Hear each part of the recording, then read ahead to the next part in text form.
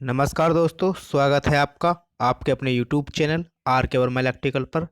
तो दोस्तों, इस वीडियो में डिस्कस करेंगे आपके जितने भी टेक्निकल से संबंधित एग्जाम हैं, डिप्लोमा और ITI से संबंधित, उन सभी के लिए इम्पोर्टेंट वन लाइनर प्रश्नों के बारे में। इससे पहले भी हम 3 इसकी सीरीज अपलोड कर चुके हैं। तो चलिए फिर स्टार्ट करते हैं। वीडियो स्टार्ट करने से पहले आपसे रिक्वेस्ट है, यदि आप चैनल पर नए हैं तो चैनल को सब्सक्राइब कर लें और साथ में बेल आइकन को प्रेस कर लें, जिससे कि आने वाली वीडियो का नोटिफिकेशन आपको सबसे पहले प्राप्त हो सके। और आप हमारे टेलीग्राम ग्रुप को भी ज्वाइन कर लें, जिसका लिंक आपको वीडियो के नीचे डिस्क्रिप्शन में मिल जाएगा। तो चलिए फिर स्टार्ट करते हैं। विद्युत आपूर्ति के संयोजन हेतु आवश्यकता होती है। तो संयोजन यानी कनेक्शन करने के लिए आपके विद्युत चालकों की आवश्यकता होती है। आगे चलते हैं। नियंत्रक स्विच बोर्ड की फर्श से ऊंचाई होनी चाहिए। तो आपकी 1.25 मीटर इसकी ऊंचाई होनी चाहिए। आगे चलते हैं। घर के बाहर स्थापित सभी लाइटें पॉइंट कैसे होने चाहिए, यानी घर के बाहर आपके जो लाइट पॉइंट हैं वो कैसे होने चाहिए, तो आपके वाटरप्रूफ यानी जलरोधी होने चाहिए। आगे चलते हैं। मीडियम एवं उच्च वोल्टेज क्रमशः 650 वोल्टेज 1100 वोल्टेज पर कार्य करने वाली मशीनें, ट्रांसफार्मर आदि की अर्थिंग कैसी होनी चाहिए, तो आपकी दोहरी भू संयोजन यानी डबल अर्थिंग आपकी होनी चाहिए। आगे चलते हैं। किसी भी प्रकार की नई स्थापित वैद्युतिक वायरिंग में सप्लाई चालू करने से पूर्व इंसुलेशन प्रतिरोध किस यंत्र के द्वारा चेक किया जाना चाहिए, यानी आपका इंसुलेशन रेजिस्टेंस होता है मैगर के द्वारा आपका चेक किया जाना चाहिए। और मैगर की बात कर लेते हैं तो इसकी जो गति होती है वो लगभग आपकी 160 RPM के आसपास ये राउंड प्रति मिनट होती है। आगे चलते हैं। वायरिंग करने से पूर्व क्या तैयार किया जाना चाहिए, तो वायरिंग का अभिविन्यास यानी लेआउट एवं परिपथ इसका तैयार कर लेना चाहिए। कितना परिपथ लगेंगे और उसका एक लेआउट बना लेना चाहिए। आगे चलते हैं।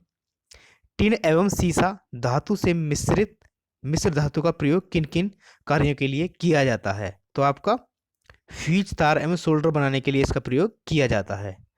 आगे चलते हैं।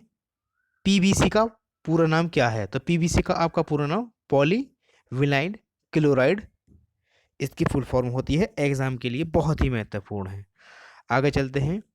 ऊष्मा एवं नमी से अप्रवाहित रहने वाला प्राकृतिक पदार्थ कौन सा है जो भारतवर्ष में प्रचुर मात्रा में पाया जाता है, तो आपका माइका एक ऐसा पदार्थ है जो ऊष्मा और नमी से अप्रवाहित रहता है। ऑक्सीकरण हो जाने पर कौन सा तेल अपना चालक गुण खो देता है, तो आपका वनस्पति तेल एक ऐसा तेल होता है जो ऑक्सीकरण हो जाने पर अपना चालक गुण खो देता है। जल से अप्रवाहित रहने वाला अचालक कौन सा है तथा यह भंगुर भी होता है, तो आपका कांच एक ऐसा पदार्थ है जो आपका जल से अप्रवाहित होता है और आपका भंगुर यानी बिखर भी जाता है, टूट जाता है। आगे चलते हैं। जहां पर अत्यधिक तापमान की वृद्धि की आवश्यक संभावना होती है वहां पर कौन सा अचालक प्रयुक्त किया जाता है, तो आपका मार्बल का प्रयोग किया जाता है जहां पर तापमान में अधिक वृद्धि होने की संभावना होती है। केबल के चालक भाग को कनेक्टर में कसने के लिए किस प्रकार का पेच प्रयोग किया जाना चाहिए, तो आपका चपटे सिरे वाले पेच का प्रयोग किया जाना चाहिए। एल्युमिनियम केबल के टर्मिनलों को वातावरण प्रभाव से ऑक्सीकृत होने से रोकने के लिए क्या करना चाहिए, तो आपका टर्मिनल पर ग्रीस का प्रयोग किया जाना चाहिए, जिससे कि उसका वातावरण से ऑक्सीकरण ना हो सके। आगे चलते हैं। उच्च तापमान वाले उद्योगों में वायरिंग के लिए किस प्रकार के केबल का प्रयोग किया जाना चाहिए, तो आपका आर्मर्ड प्रकार के सिंगल कोर केबल का प्रयोग किया जाना चाहिए। आगे चलते हैं। IE 85 के अंतर्गत यानी इंडियन रूल 85 के अंतर्गत सिरोपरी लाइन में 2 पोल के मध्य दूरी कितने से अधिक नहीं होनी चाहिए, यानी 67 मीटर अर्थात 220 फीट से अधिक नहीं होनी चाहिए 2 पोलों के बीच की दूरी। ये जो आपकी दूरी है 67 मीटर यानी 220 फीट से दूर नहीं होनी चाहिए। आगे चलते हैं, चालक को वातावरण के किन प्रभावों से प्रभावित नहीं होना चाहिए? तो आपका नमी, वर्षा और धूप इत्यादि से इस पर प्रभाव नहीं पड़ना चाहिए। अचालक पदार्थ के किस पेपर प्रकार के तेल एवं ग्रीस आदि का कोई प्रभाव नहीं पड़ता है? यानी कौन सा आपका अचालक पदार्थ है आपका? तो लेदरॉड पेपर ऐसा होता है जिस पर तेल और ग्रीस इत्यादि का प्रभाव नहीं पड़ता है। आगे चलते हैं, इन पदार्थों में मुक्त इलेक्ट्रॉनों की संख्या नगण्य अथवा शून्य होती है। इस कथन में किस पदार्थ की ओर संकेत किया गया है? तो आपका अचालक पदार्थ में मुक्त इलेक्ट्रॉनों की संख्या नगण्य अथवा शून्य होती है, तो आपके ऐसे पदार्थ अचालक पदार्थ कहलाते हैं।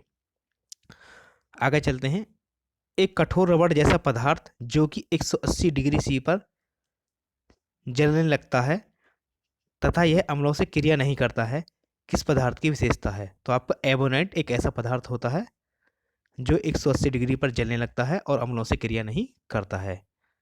आगे चलते हैं, इस प्रकार के तेल ऑक्सीकरण करने पर अपना अचालक गुण खो देते हैं, यह कथन किस प्रकार के तेल से संबंधित है? तो आपका वनस्पति तेल से संबंधित है। आपका वनस्पति एक तेल ऐसा होता है जो ऑक्सीकरण होने पर अपना अचालक गुण खो देता है। आगे चलते हैं, वह वस्तु जो विद्युत धारा के सतत प्रवाह के लिए मार्ग प्रस्तुत करती है तथा इस कथन में किस विषय में बताया गया है? तो आपका अचालक यानी चालक एक ऐसा मटेरियल है जो विद्युत धारा के मार्ग में आपका आसानी प्रदान करता है। आगे चलते हैं, यह एक अथवा एक से अधिक इठे हुए तारों वाला एक अथवा कई कोर वाला आवरण युक्त तार है। इस कथन में किसकी विशेषता का वर्णन किया गया है? तो आपका केबल एक ऐसा होता है जिसमें एक या एक से अधिक इठे हुए तार होते हैं। यह यांत्रिक सुरक्षा हेतु केबल के अचालक के ऊपर धात्विक आवरण चढ़ा केबल है। इस कथन में किस किस्म के किस प्रकार के का उल्लेख किया गया? तो आर्मर्ड केबल एक ऐसी होती है जो यांत्रिक सुरक्षा प्रदान होती है। आगे चलते हैं, सभी प्रकार के नियंत्रक की युक्तियां इस प्रकार पर स्थापित की जानी चाहिए। इस कथन में वायरिंग में प्रयुक्त किस चालक का वर्णन किया गया है? तो आपका लाइव या फेज वायर का प्रयोग की विशेषता बताई गई है। आगे चल रहे हैं, इस चालक धातु का उपयोग विद्युत बल्ब एवं फ्लोरोसेंट ट्यूब के फिलामेंट लैंप बनाने के लिए किया जाता है। इस कथन में किस धातु का प्रयोग किया गया है? तो आपका टंगस्टन का प्रयोग विद्युत बल्ब के फिलामेंट बनाने में किया जाता है। आगे चलते हैं, यह सामान्य तापक्रम पर द्रव अवस्था में रहने वाली धातु है। इस कथन में किस चालक को इंगित किया गया है? तो आपका मरकरी या ना पारा एक ऐसी धातु है जो सामान्य ताप पर आपकी द्रव अवस्था में रहती है। आगे चलते हैं, यह चालक पदार्थ भारतवर्ष में प्रचुर मात्रा में उपलब्ध है तथा यह ऊष्मा एवं नमी से अप्रभावित रहने वाला प्राकृतिक पदार्थ है। इस कथन में किस अचालक पदार्थ के विषय में बताया गया है? तो आपका अभ्रक एक ऐसा पदार्थ होता है जो भारतवर्ष में प्रचुर मात्रा में उपलब्ध है और ऊष्मा और नमी का इस पर कोई प्रभाव नहीं होता है, तो आपका माइका होता है। तो दोस्तों, ये थे कुछ इंपॉर्टेंट वन लाइनर प्रश्न जो आपके सभी एग्जामों के लिए बहुत ही महत्वपूर्ण साबित होंगे।